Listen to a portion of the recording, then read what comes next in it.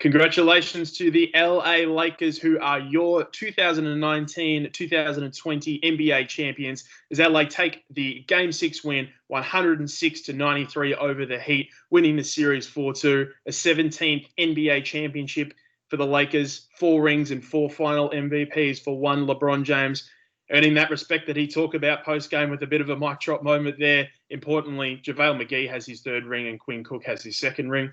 I'm Nick Boylan, hosting things for this unpacking of the Lakers championship victory. Joe McCarr's with me as always, and Jack Manuel's back in the classroom teaching the youth of Melbourne about trigonometry via Joe Harris shooting curls, making sure that they're knowing their stuff. But Joe, the Lakers have done it. They've secured the championship in a really unique NBA season. How were they able to get it done in such a dominant fashion? The Lakers have done it, and you saw the difference today between the game prior and game 5. We saw they inserted Alex Caruso into the starting lineup. And I know when this news was first announced that a lot of people on Twitter, they bring the jokes out there like, oh, Caruso, the legend. But it's really the little things he does here and there that really make the difference for the team. You see, he's the point guard or shooting guard position, and he just defends the backcourt really well. At times, you even saw him. Of course, it was a little struggle, but he was holding his own against even some of these bigs for the Heat.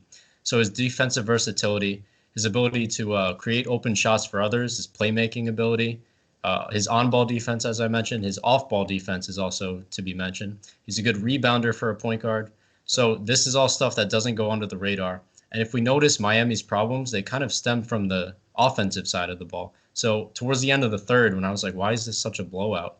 I noticed Miami only had 57 points with about a minute left in the third. And I said, it's their offense tonight that's failing them. It's not as much their defense. But credit to the Lakers inserting Anthony Davis at the 5, putting Caruso at the 2. I also thought Rondo provided a huge spark off the bench for a player who we know isn't classified as a shooter.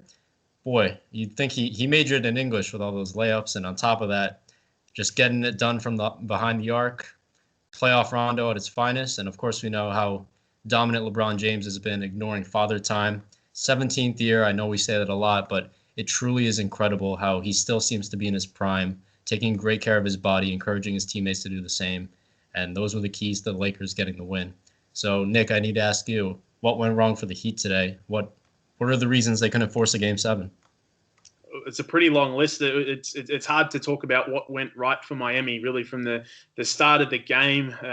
As you mentioned, Joe, they really struggled with Davis starting at the 5. Really was disrupting things for the Heat going inside. And I thought the Lakers' perimeter guards with Caruso in that starting lineup, that was probably the most ferocious I've seen them on defense from the start.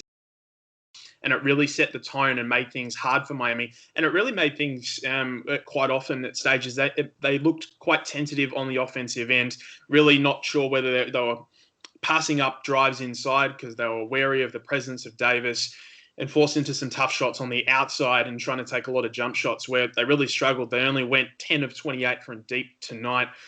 There was only 8 points for Jimmy Butler in the first half, and he finished with only 12. We saw the video of Jimmy leaving the podium post-game after a mammoth Game 5 performance from him, how sore he was, and it really showed tonight that he didn't have a lot left in the tank after playing an incredible series, but just running out of gas a little bit. And that felt like it summed up how Miami was, that they were really gallant, brave, and valiant in this series, but the Lakers were just too good tonight. I thought the Heat looked a little bit passive on defense, whether that was due to miscommunications and sometimes efforts. You talked about Rondo's drives, and one time when Rondo sort of got past Butler with as most ease as I've seen someone get past Jimmy Butler, sort of on that end, I thought the writing was on the wall a little bit for Miami. A really bad shooting performance for, you guys like Tyler Hero and Duncan Robinson and Jay Crowder couldn't get their threes to drop. And I just thought the Lakers were a little bit more desperate. They killed them in transition. They got out to almost a plus 20 differential in paint points in the first half as well. And that's really where the game was won, where the game was put beyond any doubt. The Heat obviously got back into things in the last quarter to make the scoreline look a little bit more respectable. As Bam Adebayo was a shining light in the loss, finished with 25 points on 10 of 15 shooting with 10 boards. We saw Goran Dragic get back to the floor, which was an awesome sight regardless of sort of what happened in the game, that he was able to get back on the court at all. Not his best game, but he gave it everything that he had. But I think credit to Miami. They've had a fantastic season in in a year that not many people gave them a chance to really advance in the playoffs, get to the playoffs at all, let alone get to an NBA Finals appearance. Eric Spoelstra, we saw how emotional he was post game. I just guess the energy sapping circumstances of the bubble and how much all the teams have been through, but the Heat have really gone through the ringer to get to this stage. And a credit to Spoelstra and the Miami Heat organization and this team for playing, some of the best team basketball that we've seen throughout the season, and particularly when it. Joe, what are your final thoughts on this NBA season? Obviously, ending with a massive moment for the Lakers for LeBron and AD. This NBA season, and of course they've said it on TV, but wow, has this been a long NBA season. When you look back, start thinking about some of the events that transpired at the very beginning of the season, preseason, like the fallout between China and the NBA. This has been a very long season. Of course, a lot happened. We have the tragic death of Kobe Bryant and his daughter Gianna and the 7 others. You have the league pausing on March 11th once Rudy Gobert tested positive for the coronavirus. Many didn't even know if we'd be in this position, and now look at Adam Silver. You got to give, especially now that the bubble is over, give a ton of credit for the bubble. I actually know I know a few people in the bubble, and they've told me, the way they've done this is great and everything's so organized and perfectly set up, and how organized it is, the testing methods. And on top of that, just a great level of play. Like, we can all agree, yes, the no fan aspect is a little different, but I thought quality of basketball in the bubble in terms of gameplay was probably higher than we normally see. And you could accredit that to the lack of travel, the great matchups we're getting most of the nights because, most of the lottery teams were staying home. So credit to the Lakers, credit to LeBron, credit to Anthony Davis, all of those guys for playing their heart out. They definitely deserve this title, this win. The city of LA deserves it. And I think it's been a great exclamation point on one hell of a season. What do you think about it, Nick? Absolutely, Joe. I agree with everything you said. I think a massive credit's got to go to Adam Silver and the NBA. Every single staff member who has contributed to making the NBA bubble in Orlando such a successful experience. Nothing happened to really, to stop basketball through that period once things got back going in Orlando. We saw how the NBA players have used their platform in this period to really make a stand on a number of social justice issues that have cropped up and really come to a head in the last few months. And it's been a really good representation for not only what these players can do on the court, but also what they can do off the court as well.